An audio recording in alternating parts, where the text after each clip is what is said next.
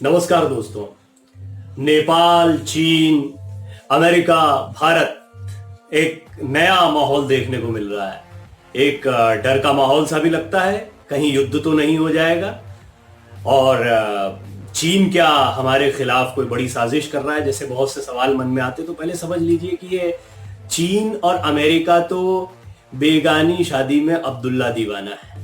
दूसरा, नेपाल का जहां तक सवाल है, नेपाल कभी भी भारत से अलग न रहा है, न रह सकता है। ये सिर्फ मामला संकुचित है नेपाल के लोगों का। उनका हम सब जानते हैं कि नेपाल और भारत के बीच में जो संबंध हैं, चाहे वो संस्कृति के संबंध हो, चाहे वो इतिहास के संबंध हो, और चाहे वर्तमान दौर में भी हम देखते हैं कि नेपाल के तमाम लोग हमारे यहाँ पर, कभी इस पे भेद देखा ही नहीं गया है। हमने कभी ऐसा नहीं देखा कि ना वहां पर लोगों ने देखा है ना हमने यहाँ पर देखा। हाँ, प्रशासनिक व्यवस्था जहां पर यह राजनीति घुसती है ना, और राजनीति भी अगर कम्युनिस्ट पार्टी की हो तो भयानक हो जाती है।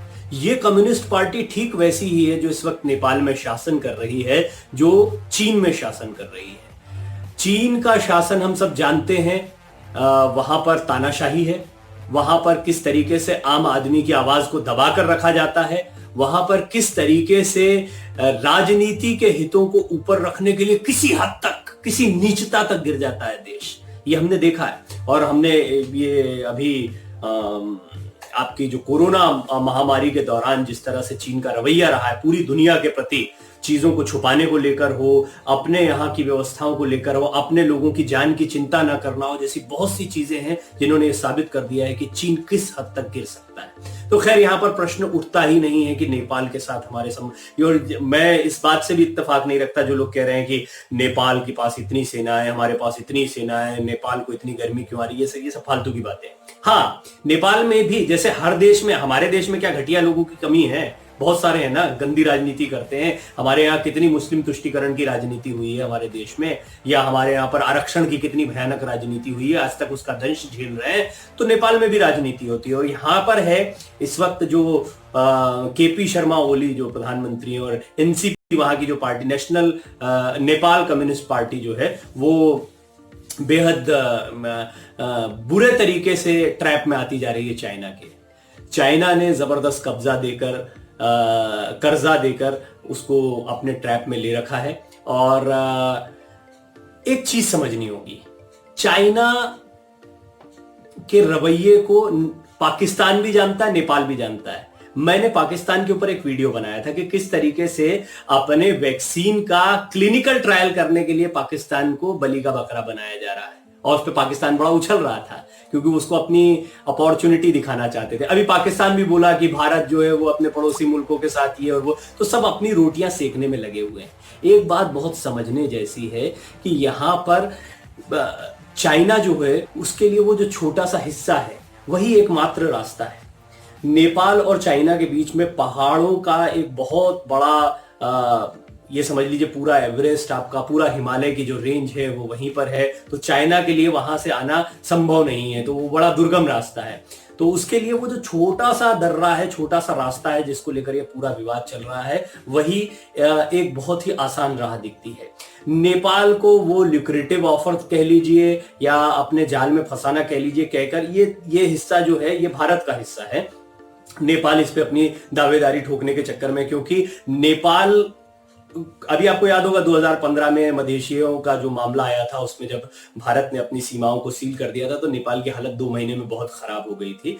अब ये हालात कभी भी बन सकते हैं, तो नेपाल भी उस हिस्से को इसलिए पकड़कर रखना चाहता है कि मान लो कभी उसको चाइना से मदद लेनी पड़ी या किसी से मदद लेनी पड़ी तो उस रास्ते के जरिए वो उनसे मदद ले। जबकि ये जगह हमेशा से भारत की रही है, अभिन्न हिस्सा रहा है। जैसे कश्मीर हमारा अभिन्न हिस्सा रहा है, पाकिस्तान कितनी बातें बोलता रहा और हम फाइनली लेने में कामयाब। ये बहुत महत्वपूर्ण समय है कि अगर इस छोटी सी जगह को हम लॉक कर देते हैं, ब्लॉक कर देते हैं, तो उसके बाद में हमारे लिए ये रणनीतिक तरीके से नेपाल और हमारे संबंधों के लिए, और साथ ही साथ सामरिक दृष्टि से चाइना के किसी भी घटिया कदम को रोकने के लिए वो हमारे, और इसीलिए चाइना बिलबिला रहा है। इसीलिए चाइना के सैनिक जो हैं वो सरहदों पर इस तरह की हरकतें कर रहे हैं। चाइना इस बात को बहुत अच्छे से जानता है, चाइना बहुत अच्छे से जानता है कि अगर भारत ने यहाँ पर रोड डेवलप की, हमारे यात्री मानसरोवर के लिए यहाँ से उनका आना जाना शुरू होता है, तो सामरिक दृष्टि से हमारी स्थिति, भारत की स्थिति बहुत मजबूत होगी। और चाइना ये कभी नहीं चाहता है कि उसका कोई भी पड़ोसी मुल्क मजबूत हो। चाइना वैसे ही अब बहुत बैकफुट पर आता जा रहा है, वो अपने आप को किसी तरह से बचाने की कोशिशों में है। जिस मुसीबत में उसने दुनिया को डाला है, उसके बाद में उसकी छिछालेदारी पूरी दुनिया में हुई है, किसी का भरोसा नहीं रह गया। तो अब वो धीरे धीरे अपनी ताकत को ये पोस्ट कोविड-19 पीरियड में अपनी ताकत को बढ़ाने की कोशिश करेगा। और ऐसे में ये जो इलाका है, इस पर भी उसकी बुरी नजर हमेशा से लगी रहती है। लेकिन ये सही मौका है, भारत ने रणनीतिक रूप से अब जब इस विवाद पर एक स्टैंड लिया है, तो ये बहुत सही मौका है जब नेपाल को भारत के साथ में आना चाहिए। नेपाल और भारत ये परंपरागत साथी हैं, कभी भी सांस्कृतिक लिहाज से अलग नहीं, और नेपाल को कभी कोई कष्ट भारत की तरफ से नहीं हुआ, बल्कि आपस में जो सहयोगात्मक रवैया रहा है दोनों ही देशों का, परस्पर रहा है। तो इस सहयोगात्मक रवैये को, इस भाईचारे को बनाए रखना चाहिए। और इसमें नेपाल के लोग कहीं भी जिम्मेदार नहीं है, बाकी की पार्टियां कहीं जिम्मेदार नहीं है, ये कुछ एक लोग हैं। और खासतौर पर अगर वो सत्ताधारी हो जाए तो बड़ी परेशानी हो जाती है। तो ये नेपाल कम्युनिस्ट पार्टी जो है वो एक बहुत बड़ा खतरा नेपाल के लिए बनती जा रही है। आपको याद होगा पहले भी मदेशियों का मामला आया था, तब भी भारत के खिलाफ, क्योंकि वो उनकी आइडियोलॉजी चाइना से मिलती जुलती है। यहाँ के भी कई कम्युनिस्ट नेता हैं जो चाइना के गुणगान करते हुए नहीं थकते हैं। ये एक बहुत बड़ी समस्या है, इसीलिए जो कम्युनिज्म है वो समाप्त हो गया है यहाँ पर। नहीं तो मजदूरों की बात की जा सकती थी, पर वो चल नहीं पाया कंसेप्ट, क्योंकि वो सोचते हैं कि वो जैसे एक धर्म चलता है, वो पूरी दुनिया में अपनी पताका लहराने के लिए साम दाम दंड भेद का इस्तेमाल करेगा, तो इसी तरह ये राजनीतिक धर्म है कि इन्होंने बना लिया है कि जहां रहेंगे वो इसी हिसाब से चलेंगे, और उनका यहाँ पर कुछ नहीं है।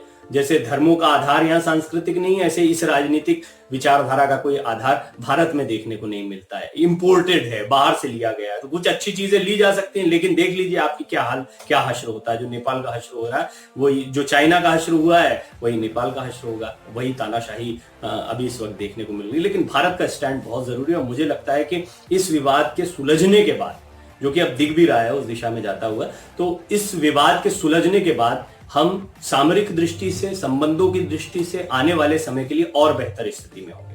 मुझे लगता है थोड़ी जानकारी मैं इस विषय पर दे पाया हूँ। बहुत बहुत धन्यवाद।